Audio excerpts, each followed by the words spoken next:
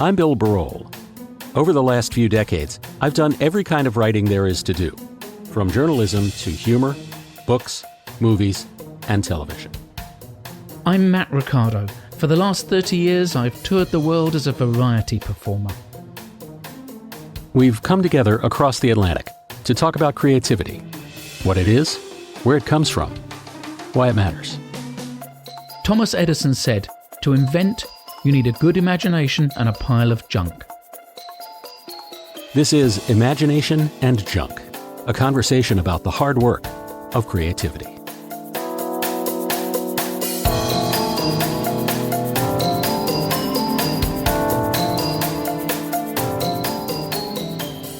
Episode 7, Struck by Lightning.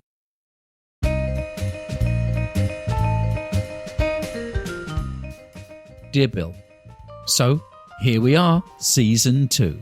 Pretty cool. Season 2, the follow-up, the sequel. Imagination and Junk 2, Junk Harder. The Junkening? Electric Junkaloo?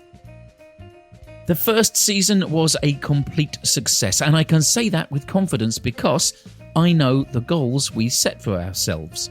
See, that's the trick. Open up any self-help book or go and see one of those android-looking motivational speakers with great teeth, and they'll tell you the secrets of success. And sure, you'll get a combination of things like hard work, focus, conquering your fears, and drinking special coffee with butter in it. Side note, I genuinely did try the coffee with butter in it thing for a while. I got fat. You know why? Because it's got butter in it. So, with the exception of that, these are all basic, probably useful, blindingly obvious bits of advice, but none of them work if you haven't already decided what success for you actually means. And I think that's the part that often gets forgotten about in all the excitement of to-do lists, Pomodoro timers, and coffee with butter in. It feels great to finally get going with something, to get stuck in, to work hard to move things along. But if you haven't decided what your destination is, then all that movement might be in the wrong direction. I'm the most obvious example here. When I started what I'll loosely call my career in entertainment, I didn't have a goal, I just wanted to do it, to make enough of a living with the ideas that came out of my head that I could keep doing it. And as the years rolled past, I realised that was actually not a bad goal in itself. And that's pretty much how things still are for me. I never wanted to be rich or famous. If I had, I probably would have chosen a less niche thing to do. But the variety arts spoke to me, meant something to me, and they still do. So here I am, still enjoying my work and making enough of a living to keep doing it. I've seen people define success as making a certain amount of money or getting to a certain level of fame, and I've watched as other parts of their life, not their career, their real life, fell to pieces while they sacrificed whatever they needed to achieve the thing they decided would make them happy. And I've seen them achieve these things, and I've seen them often not be happy. Maybe what I'm saying is that deciding what constitutes success shouldn't just be about your work or your career, but it should be about all aspects of your life, your happiness, your freedom, your stability. It's knowing why you started something and knowing what you want to get out of it. You, not the rest of the world, not other people who do something similar.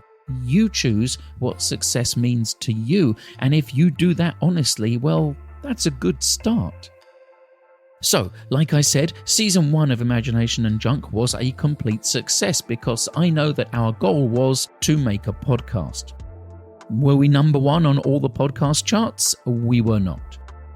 Did George Clooney call, wanting to option the rights for a movie where he would play both me and Bill? He did not. Are we household names, being paid obscene amounts of money to give inspirational talks to middle managers of mobile phone companies? We are not. And all of those things would be fun.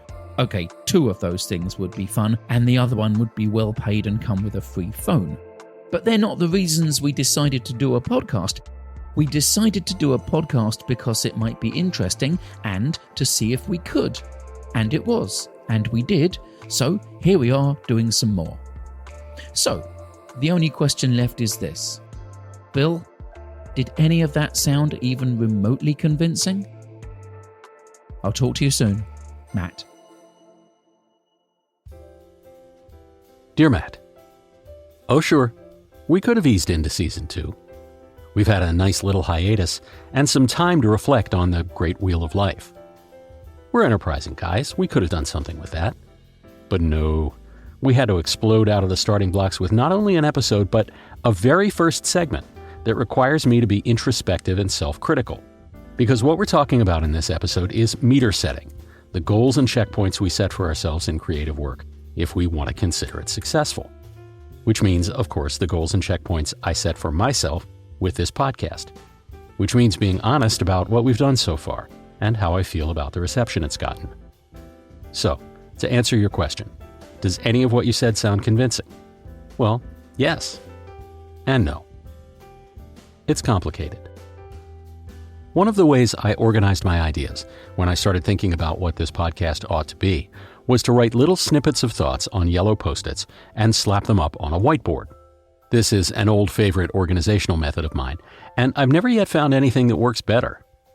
I don't understand why anybody would prefer a digital version of this system, and I've tried them all.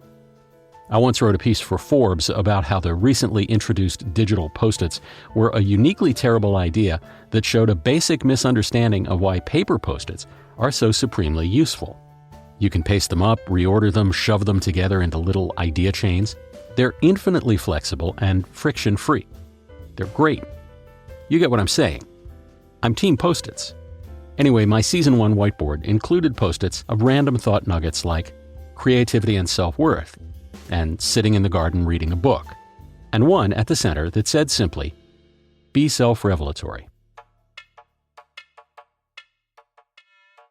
I had a notion at the start of this thing, still do, that real recognizable humanness is what can break through in a podcast, can bridge that gap between a podcaster and a listener, and forge a connection. In my last podcast, Home Stories from LA, I was, with very few exceptions, telling other people's stories. With this one, I wanted to, in some sense, tell my own stories, send them clanging off yours, and see where the two resonated in harmony. Which they do in a lot of ways. But again, if I'm honest, it's becoming apparent to me that you and I came into this project with different definitions of success. It's fair to say, I think, that you approached this podcast with the pure spirit of a maker. You wanted to make something you could be proud of. You did, and you are. So, that's sorted. My motives, and therefore my criteria for calling the thing a success, were a little more complicated. Like you, I wanted to make something good. I think we have. So, check. But I also, let me just say this out loud, I wanted it to be a huge popular success. Was this a realistic goal? Well, no. The odds of a bespoke little podcast consisting of two people who aren't TV stars talking about ideas exist in a range between slim and vanishingly slim. Don't misunderstand me, I'm not making a value judgment. I'm not saying that what we do is good and popular podcasts are bad. I'm saying that those odds reflect the observable reality of the podcast world. And those odds held. Were we a huge popular success in Season 1? We were not. You could argue that I was setting us up to fail, at least by the narrow standard I'd marked out for success. And the thing is, I did it with my eyes open. I knew how long the odds were of us becoming a giant hit. It would have taken the equivalent of a lightning strike for that to happen. Counting on an outcome that you know to be ridiculously, gigantically improbable may not be smart. But as creators, we live in hope, balancing our fondest wishes for our work against the evidence of our own experience. That balance is, I think, the key. When I say that you came into Season 1 with the pure spirit of a maker, I don't mean that you didn't also, in some part of your maker's brain, consider the possibility of a lightning strike. And when I say my measure of success was download numbers, ad revenues, and the keynote slot at Podcast Movement, I don't mean that some part of me didn't judge our work on a purely creative scale and find it satisfying and, yes, successful. How skillfully we balance our competing and sometimes contradictory criteria for success, that may well be the key to how happy and fulfilled we are by what we do. Does that make sense? Oh, also, I think you missed a bet by not calling this Imagination and Junk Season 2 the Rejunkening. I mean, that one's just a gimme. Take care. It's good to be back. And I'll talk to you soon. Bill. Dear Bill, you know what? I've done the research. I've tabulated the figures, I've rechecked the spreadsheets, and I think there might just already be enough podcasts that are just two white dudes talking about not very much amiably. I'm officially setting our sights on talking about real things awkwardly. It's tempting to try and keep afloat the idea that we're so different, that I, as you said, approach this with the pure spirit of a maker. I mean, I try to do that as much as I can with everything I do, but it is, completely impossible. I think the reason I try to focus on what I'm doing rather than how it's being received is that, well, that's the part that I'm in control of, so that's where the majority of my energy should go.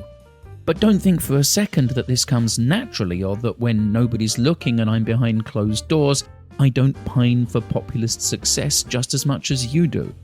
Maybe it's just that I've been here, or at least to similar places, so many times before.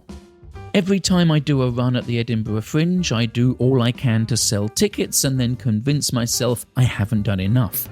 Whenever I put my own shows on in London, I work my arse off to get the word out and then still assume that nobody will come because really, why would they? And still now, during COVID, because yes, that's very much still a thing, when I post a new video on YouTube, I refresh the webpage so often Google gets a migraine, just hoping to see one more person has watched it. This is all just the modern show business version of the basic human need for validation, of course. Just like pizza, it's as unhealthy as it is inevitable.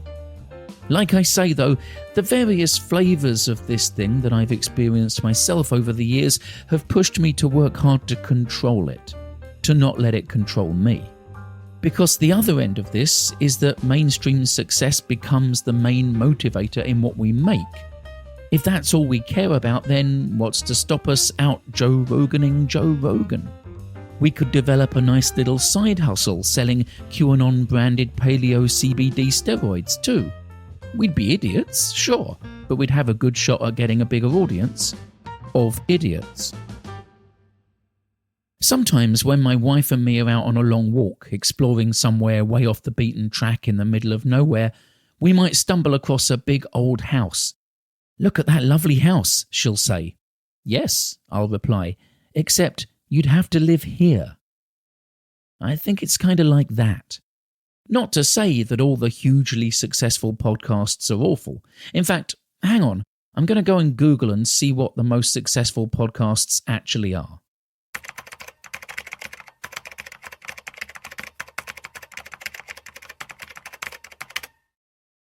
Okay, I'm back. It looks like we're going to need to work for the New York Times or NPR while at the same time investigating a murder while already being famous for our late-night chat show. I'm not sure how much of that is achievable before we do the next episode. It is of course true that there are as many great podcasts that are giant hits as there are bad ones, and as many bad podcasts that have sunk without trace as works of genius that have gone unheard. That's how things are in every art form. Show business, which is what this is, has never been a meritocracy. It's always been a chaotic, churning, stormy sea that throws some things up and drags others down, seemingly mostly at the whim of an unknowable god. And the algorithm. And money. Best you can ever do is try and hang on and see what happens. Your post-it note said, "Be self-revelatory." Okay then, sure. I'd like this podcast to be a huge hit. I'd like people to think we're saying things that aren't too stupid and we're maybe even a little bit funny. If I didn't want appreciation from strangers, I wouldn't have gone on the stage. I want people to share it with each other and to get something from it, and I want a lot of people to do that. And when I'm doing shows, I'd like them all to be sold out. Having a huge audience isn't the reason I've ever done anything, but damn, it's nice when it happens, and I'd like it to happen for us. But why? Why do we want to be a giant hit? Do we need lots of strangers to tell us it's good by subscribing? Do our egos need to see our names high in a chart so that we feel we're worth something? I know that even though I work hard for it to not be the main motivator, just like you, deep down, I want this to be a hit. But why? Exactly why? I'm going to go check the download numbers. I'll talk to you soon. Matt. Dear Matt, well, if the goal is to talk about real things awkwardly, then I tell you what, we should retire this thing right now, my friend, because we have nailed it. I mean, you can hang that mission accomplished banner. Oh, by the way, you remember in my last segment when I talked about how this show becoming a massive popular success in season 1 would have been analogous to a lightning strike? By which, of course, I meant a unicorn, something that's fantastically unlikely, but as accidents go, a happy one. I'm now reconsidering that trope because just last night, this is true, just last night during a freak electrical storm in the seaside town where I live, a bolt of actual non-metaphorical lightning came screaming down from the sky with a terrifying crash and sought out the transformer on top of the power pole in the alley behind my house, or the muse, as I believe you say over there. The transformer exploded with a nuclear flash and a crack so loud and terrifying that it actually made my 11-year-old Labrador, Scout, temporarily raise an eyebrow. And it knocked out all of our power for about 12 hours. This morning found me on my hands and knees in the living room like one of the schoolboys in Lord of the Flies, rubbing 2 sticks together in an attempt to conjure up some internet. The point is, I now know that a lightning strike is a thing that can happen, and when it does happen, is not great. So please correct your records. Anyway, it may have been a little neat to say that you came at season 1 with the pure spirit of a maker. You and I, let's remind listeners, have never actually met face to face. And what people hear when they hear this show is the sound of 2 guys getting to know each other across a vast distance in something like real time, with creativity as our common language. It did seem to me that you engaged in our process over season 1 with a little calmer, more centered approach than I did. I'll take you at your word when you say that, in fact, you have the same crass desires and hopes for this project that I do, just maybe mixed in different proportions to mine. So let's stipulate that, in reality, you are not some glowing vessel of heavenly purity like Jeff Bridges in Starman, just like I am not a febrile prisoner of my basest desires, like, say, Peter Lorre in M, but that guy with a podcast. We don't, either of us, live at the far poles of that continuum. Most people don't. What I mean when I talk about balance is that most of us have in us some mix of the craven and the pure, and the trick is finding the spot where the scales even out, because that's a place where you can live. It's interesting to me, by the way, that of the 2 of us, it's the one who's spent 3 decades in show business who's comparatively well-adjusted. Look, no offense. I'm just saying, having spent a little under 1 decade in show business, balance is not the first thing I associate with it. Excess, duplicity, and treachery would be the first things. It sounds like it's been a mental health strategy for you to find balance in your approach to your career. Maybe the longer you're in it, the more critical that balance becomes, and the ones who can't find it are the ones who get destroyed. So that's fun. Anyway, that's what we do. That's what most people do. We find a degree of longing for approval that's somewhere shy of swamping us. And some of us cut that margin more thinly than others. But none of that gets to the question you asked. Why do each of us want, in our ways and to different degrees? Why do we want the approval of strangers? This is a difficult question. It's difficult for me anyway. I've struggled to answer it. The fact that, yes, I do want this thing to be a huge popular smash, it feels a little shallow when I say it right out loud. I mean, shouldn't the conviction that we've done good work be enough? It should. But it's hard, right? We're human and we doubt ourselves, which makes that conviction difficult to find. So we look for it in others. Setting realistic expectations for the reception our work will get is a way of not getting blindsided if, by whatever metric, that reception falls short. It's a good tool to have in your creative toolkit. So why didn't I have it for this? It's a fair question. The best answer I can offer is, I don't have it for anything. Everything I've ever put out since I became a solo operator, my hope has been that it would be affirmed as good by as many people as possible. I'll go further. It's not only been my hope, it has, to some degree, been my expectation. I wrote a movie. It was bought by Disney, placed in turnaround, and never produced. Was I disappointed? Of course. Was I surprised? I was. I wrote a book, a crime caper called Thanks for Killing Me, and it was passed on by every publisher in New York and some in other places too. Disappointing. And to me, surprising. My first podcast, while generously received, never cracked the sort of download numbers I'd hoped for. And this is the thing, the sort of numbers I thought in my heart it would get. I've been in creative businesses for a long time. I've heard no many more times than I've heard yes. But I continue to believe, I continue to expect that the work I do will have broad, wide success. How do you account for that? Does it mean I have a healthy belief in myself or just an outsized ego? I could tell you this isn't for me to say, but the truth is, because again, we're truth-telling here, right? It's 30% self-belief and 70% ego. And why bother to set expectations if your ego is telling you you have 7 chances in 10 to be a smash? I'd take those odds. Creativity is messy. At least it is if you're doing it right. Everything a maker makes is unique, which means it bears within it a unique ability to lift the maker's spirits, like a good strong espresso, or to bring them low, like a weak crappy espresso from a machine in a mid-price chain hotel that's putting on airs, or is jumped up, as I believe you say over there. My brain just seems to want to reach for that good, strong, spirit-lifting cup. I know it isn't good for me. I know it's going to keep me awake. But I reach for it every time. Which reminds me, it's been 11 minutes since I've had some caffeine, so time for a refill. I'll talk to you soon. Bill. Dear Bill, oh yeah, you want a personal subject talked about awkwardly? Come to an Englishman.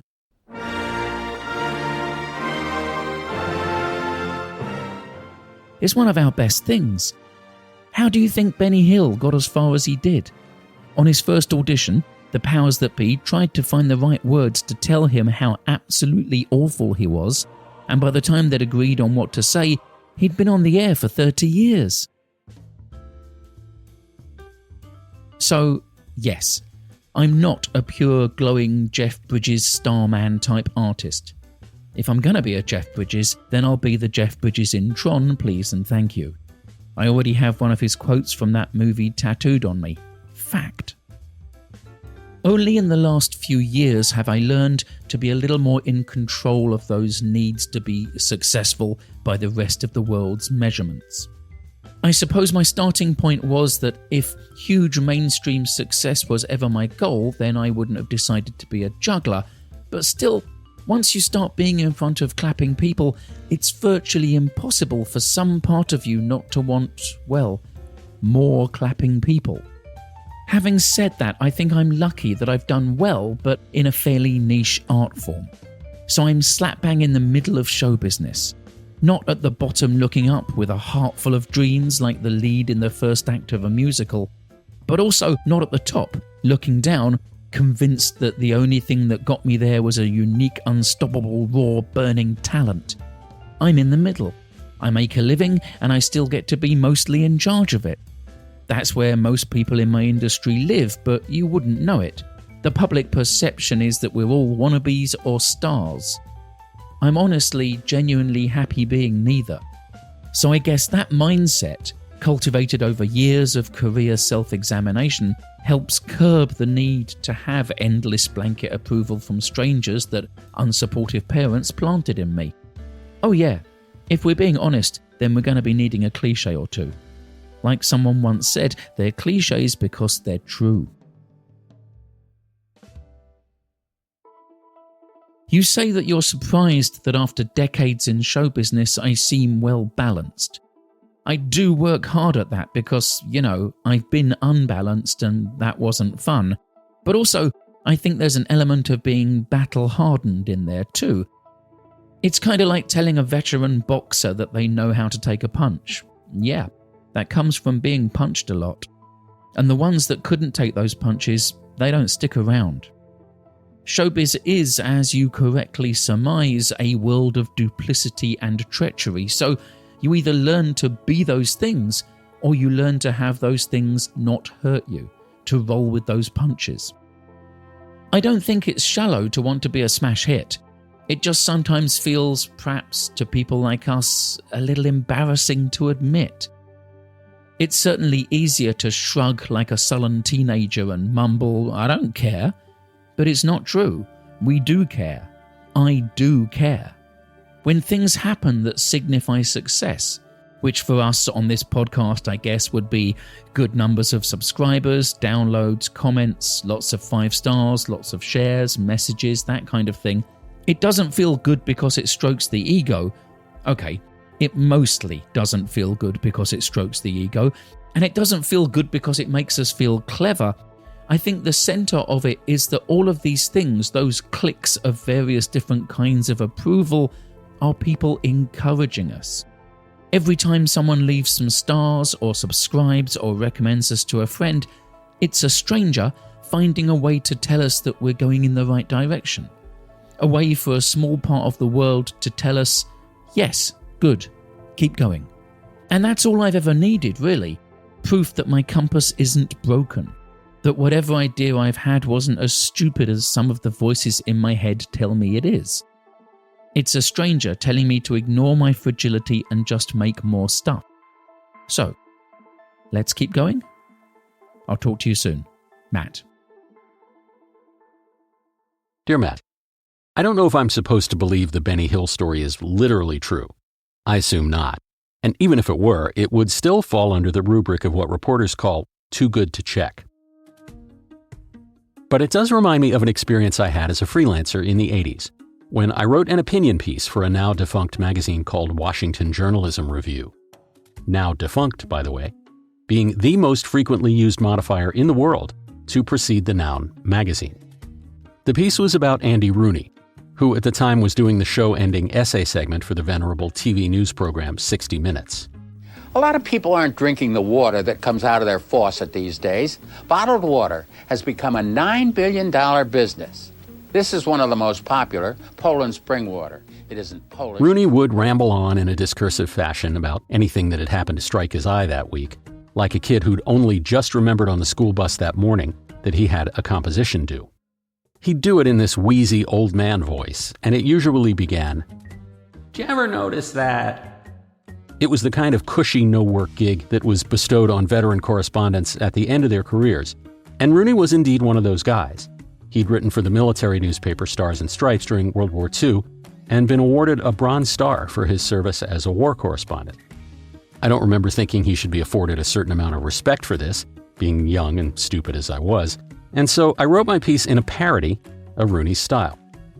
"You ever notice," I wrote, "that Andy Rooney's stuff is all the same and all his insights are shallow and pointless?" Which was true as far as it went, but, you know.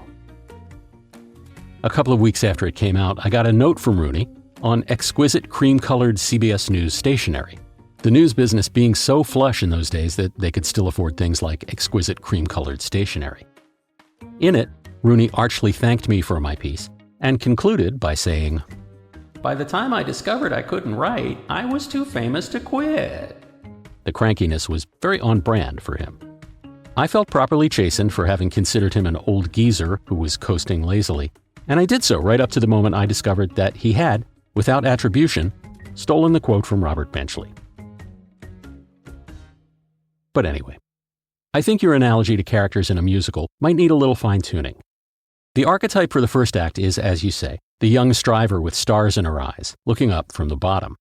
But the right bookend of that, I think, isn't a character who, in the third act, looks down in triumph from the heights. It's a character who looks in her rear view and sees the onrushing headlights of the younger talent who's coming up fast to take her place. That's the show business I know. Maybe that precariousness, I noticed that you didn't describe yourself as being in charge of your own career, but rather mostly in charge of it. Maybe that vulnerability to the fickleness of taste or fashion is the cost of your autonomy. Autonomy is good, and if you are autonomous, goal setting is too. It's healthy. It gives you a stick to hold the forces of creative disappointment at bay. And in a world where more and more of us are independent operators, we talked about this a little last season, or where the structures around us have been stripped down to be more lightweight and nimble, it's an ever more valuable skill.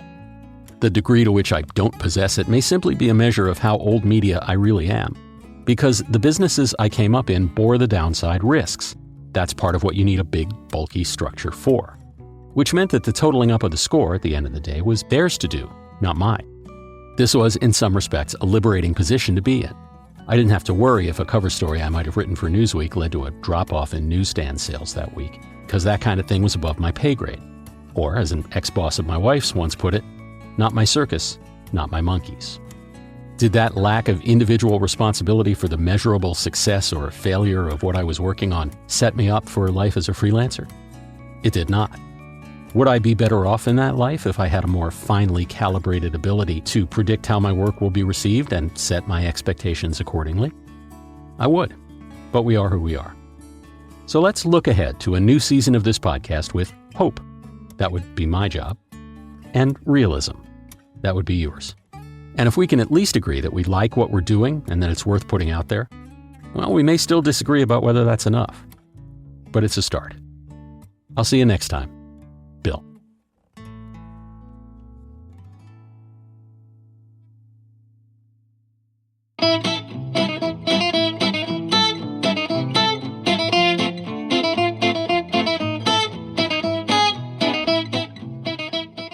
Imagination and Junk is written by Bill Barol in the U.S. and Mat Ricardo in the U.K., with audio production by Bill Barol. For more information, show notes, and bonus content, it's imaginationandjunk.com.